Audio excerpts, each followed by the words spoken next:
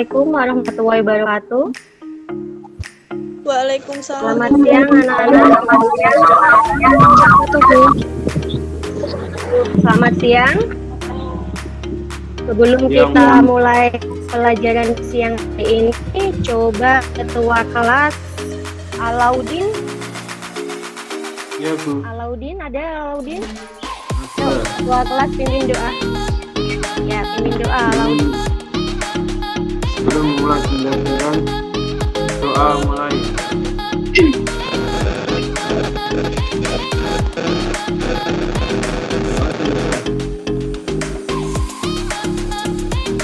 Oke, terima kasih Alaudin.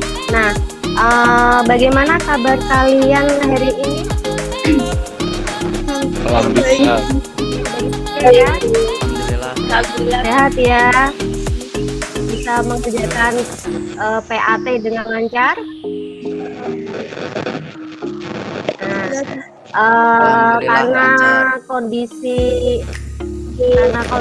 saat ini di kota kita dan di kota sebelah sedang peningkatan kasus COVID, jadi kalian tetap jaga kesehatan ya, jangan berpergian, tetap di rumah saja. Nah, untuk presensi sudah Bu Salama share di grup A dan di grup Google Classroom. Silakan kalian untuk presensi. Nah, kalau sudah, nah untuk meningkatkan jiwa nasionalisme kita, coba kalian silakan menyanyikan lagu Padamu Negeri. Kita simak. Yang lain tolong mute dulu untuk mikrofonnya.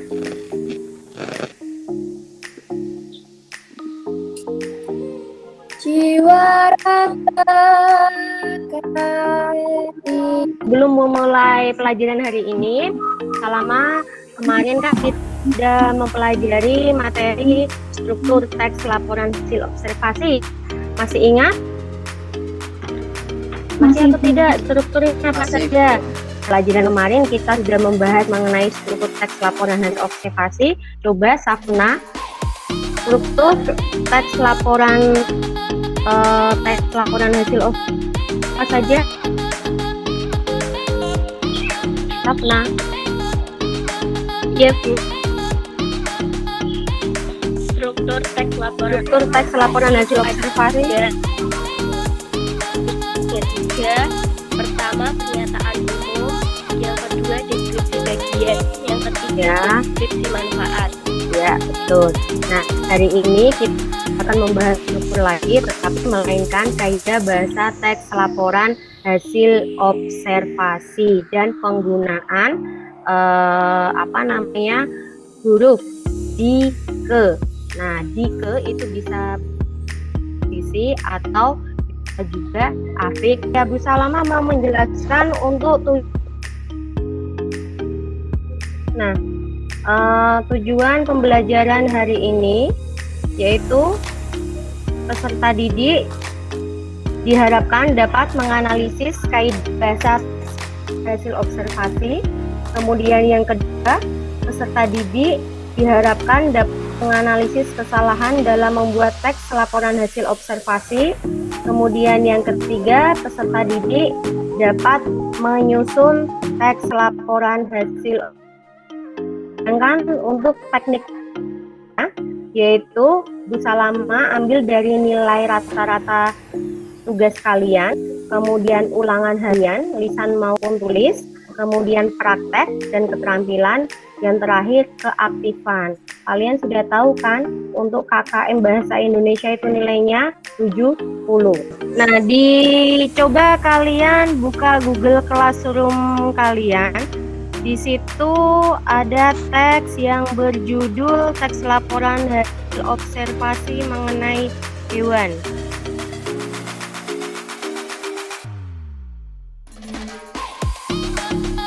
Sudah terlihat, coba dibaca. Halo Nesar. Ya, Bu. Yuk dibaca. Ya, Bu. Teks laporan hasil observasi tentang hewan kelinci. Kelinci tergolong hewan mamalia dari famili Leporidae. Kelinci dapat ditemui dengan mudah di berbagai belahan bumi. Cukup, lanjut dari- Resa Putri. Cukup, lanjut Resa Putri. Yo, sampai mana tadi bacanya? Nah, dari teks ini kalian bisa temukan adakah di situ kalimat verba, kalimat nomina? Halo, Iya, Bu. ada nggak? Ada. Ya? Cina, contohnya kalimat verba itu yang mana? Kata verba, maaf, kata verba. Cina. Nah, unsur kebahasaan teks laporan hasil observasi itu ada kata kerja, kemudian ada kata benda. Ada juga frasa verba dan frasa nomina. Kata kerja itu merupakan kata yang mengacu kata kerja atau kata verba itu mengacu pada sebuah tindakan. Sedangkan kata nomina ini mengacu pada sebuah benda. Contohnya wayang. Nah, kata wayang ini menunjukkan kata benda. Nah, sekarang kita bahas yang kedua, kebahasaan yang kedua yaitu afiksasi atau proses pengimbuan. Nah, afiksasi ini bisa mengubah kata tersebut menjadi kata lain, maksudnya jenis katanya. Misalkan dari kata benda, kemudian bisa mendapat imbuan, bisa berubah menjadi kata kerja. Sedangkan yang ketiga itu adalah kalimat definisi. Kalimat definisi itu kalimat yang memberikan suatu keterangan umum. Nah, ciri utama dari kalimat definisi itu ada konjungsi definitif. Konjungsi definitif contohnya adalah ialah, yaitu, merupakan. Kalimat deskripsi ini adalah kalimat yang menerangkan karakteristik suatu objek. Nah, jadi seolah-olah nanti si pembaca itu melihat secara langsung. Kalimat simpleks dan kompleks. Ada yang tahu kalimat simpleks itu apa? Halo. Predikatnya Iya. satu yang merupakan tadi Iya. ya. Ya, kalimat yang memiliki satu predikat. Sedangkan kalimat kompleks itu kalimat yang memiliki dua kata, Satu kerja. dua atau lebih kata Kata kerja kerja. dalam satu kalimat tersebut. Sampai sini ada yang ditanyakan anak-anak? Sekarang Bu Salama bagi kelompok ya. Untuk Ahmad Arifianto, kemudian Briza, kemudian Farika, kemudian Resa itu kelompok 1. Kemudian Amelia, Citra, Jena, dan Risna kelompok 2. Nah, di Google Classroom itu sudah Bu Salama siapkan teks laporan hasil yang berjudul Sangka dan mengenai COVID-19 ya. Nah, untuk kelompok 1 kalian coba analisis kaidah bahasa dan penggunaan huruf kapitalnya, yaitu teks COVID. Sedangkan untuk kelompok 2 dan 4 kalian analisis kaidah bahasa beserta penggunaan huruf kapital juga. Silakan kalian diskusi dengan kelompoknya masing-masing. Masih ingat bisa komunikasi via WA. Yuk dikerjakan. Ditulis dulu di gimana? Ada yang susah menentukan kaidah bahasanya atau di situ di teksnya penggunaan huruf kapital dan penggunaan huruf dike? Talia ada kesulitan untuk menganalisis kelompok 4? Coba sekarang presentasi untuk kelompok 1, kelompoknya Ahmad Arifianto. Kata verba Langsung yang saja. ada Ya, kata verba yang ada pada teks COVID-19 adalah 1. Disebutkan. Kata nominalnya saya menemukan 4. 1. Penyakit. Ada pula kata berinduan yang terdapat pada teks COVID-19. ya. 1. Kata berinduannya adalah disebabkan. Jenisnya merupakan kata verba yang diberi imbuhan di dan Tapi dari presentasinya kelompok 1,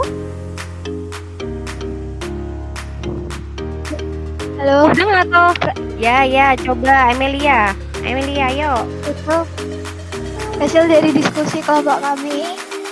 1. Ya, Kalimat verba. 1. Disebabkan. 2. Menyebabkan. ya. 3. Disebut. 4. Memperlakukan. Sudah, itu aja. Oh, masih banyak ya. Baiklah, setelah diskusi dengan kelompok kalian sudah paham mengenai kaidah bahasa teks laporan hasil observasi? Tesar sudah paham? Sudah, Bu. Sudah. Fatma sudah paham? Sudah, Bu. Riza sudah paham? sudah Sudah? Atau masih ada yang mau ditanyakan mengenai kaidah teks laporan hasil observasi?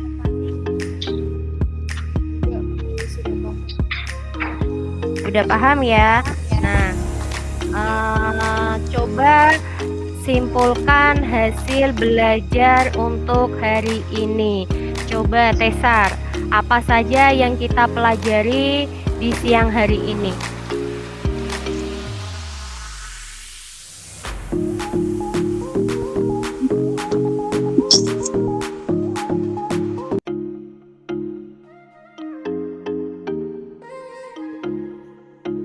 Gimana Tesar? Coba. Hari ini kita sudah mempelajari kaidah bahasa teks laporan hasil observasi. Nah, coba kamu simpulkan kaidah teks bahasa laporan hasil observasi itu apa saja? Kata kerja dan kata benda, kemudian Itu adalah kaidah bahasa teks laporan hasil observasi. Nah, untuk tugas kalian di rumah, nanti kalian buka di Google Classroom, kalian kerjakan LKPD, lembar kegiatan peserta didik. Kalian kerjakan, kemudian untuk pertemuan selanjutnya harus selesai karena di situ ada tenggat waktunya ya. Paham kan? ya, Bu. Ya. Nah, Bu Salama akhiri untuk pelajaran hari ini. Tetap jaga kesehatan, kemudian jangan lupa belajar dan berdoa. Cukup sekian pelajaran dari Bu Salama. Assalamualaikum warahmatullahi wabarakatuh. Waalaikumsalam warahmatullahi wabarakatuh. Terima kasih, Bu. Iya, sama-sama.